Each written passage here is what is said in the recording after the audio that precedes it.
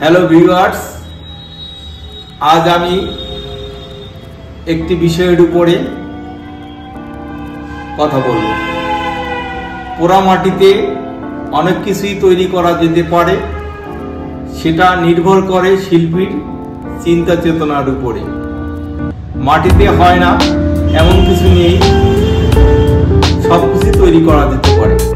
আমরা পোড়ামাটির মাধ্যমে কিছু কিছু আইটেম আমরা কমার্শিয়াল বেসিস তৈরি করি, কিছু কিছু আইটেম আমরা এক্সক্লুসিভ আইটেম হিসাবে তৈরি করতে পারি, যেটা অনেক দামে অনেক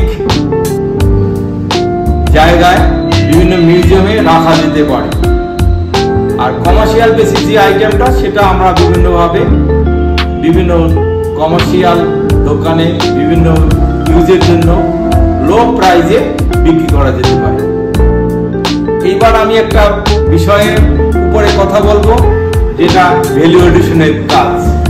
আপনারা দেখেছেন মাটিতে একটা প্লেট তৈরি করেছি, সেটায় কারুকার্য এবং নকশার মাধ্যমে কালার ফুলের মাধ্যমে রবীন্দ্রনাথকে আমি তুলে ধরেছি।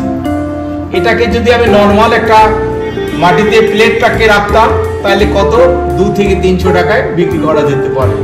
যেহেতু এটাকে বিভিন্ন হাতের মাধ্যমে, স্কেচিং এর মাধ্যমে, পেন্টিং এর মাধ্যমে এই প্লেটটাকে আমি তৈরি করেছি,